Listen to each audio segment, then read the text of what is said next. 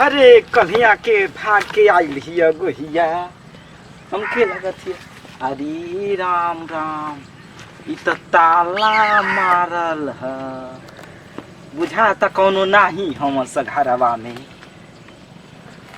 गोही त ढेर दिन मरनी आज सेन मारब कौनो सारे नाही न हम ना केहू ना लौकत रुक लगा के चाप देब न अब सुपर देना फाट जाइ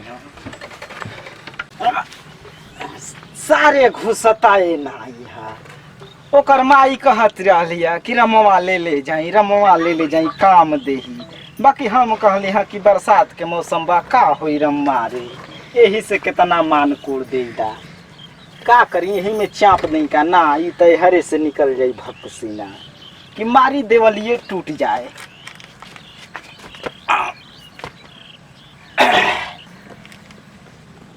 काई हो प्रभु नाई टूटबू का चापत है एक बेरा जोड़ लगाई के ढुकता है नहीं है बाप रे बाप कि मारी टूट जाए तलवे नहीं तलवा तोड़ब न तो आवाज हुई आ केवड़िया तोड़ब न तो ना हुई एक बेर और मारे तो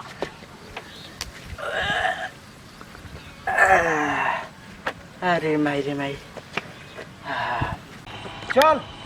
पागल 1 घंटा और रुक गई हट जा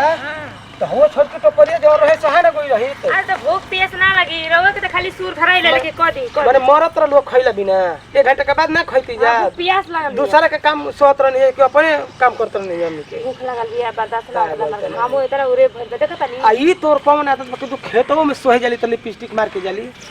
तो का रही ना जाला अब ना मारम तब कहम कि नहीं के मारे तो मारम तब बोलबे करी ना कोनो के तो चलावे नहीं खे फोन करत न सा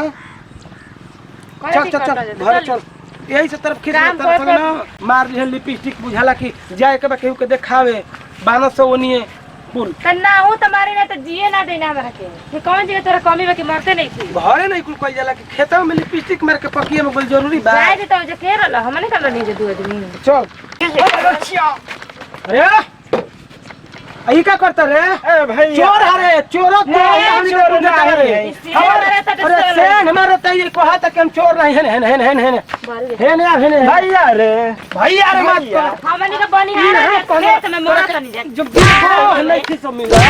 तू कहे के गेट तुर रे नहीं बतिया सुन ना हमने के दूर से घामा में मोरा तनी अरे ओही में हमार गोहिया घुस गइल हिया रे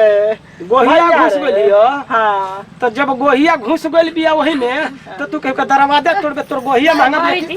दरवाजा महंगा तोरत नहीं है सुन बतिया ना रे भैया का करत रे सुन नहीं हम उठावत रहली हम क्यों निया ले चल आई उठाइबे तो गेटवा टूट जाई एक तो गरीब दुखिया आदमी ये तर कितने मेहनत करके हम केवाड़ी लगवानी न त पर्दा डाल के रहत नहीं आ तू सोचल कि तू मारी जी तोर बेरे मारी खुदे गरीब दुखिया आदमी बाटे खेत में मरत ले घंटा लेका ए बहन हम हो गरीबे है रे गरीब हवे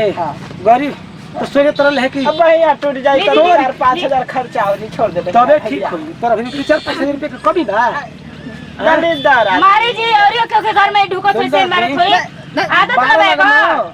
ये तो तार पुटवा फारी भल जनते इतना सुंदर हो बाकी इतना गंदी बात काहे है करत रे ना निकल एक नंबर के शहर नंबर मारी जी मारी यही से मारी हमने के नहीं कर चाप देख मर जीवो एकदम में केहू का चोरी कर कोई पाप ना लेकिन मुंह शहर बड़े ऐसे तारा के छोड़ देता नहीं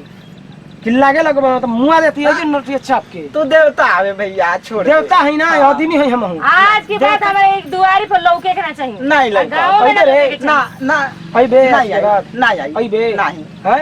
नहीं है दे दा अच्छा हमारा बक यही से कोड़ी ले हां जो बक भागो तो अबे देख निकाल पास लेकर आदमी बन जीवो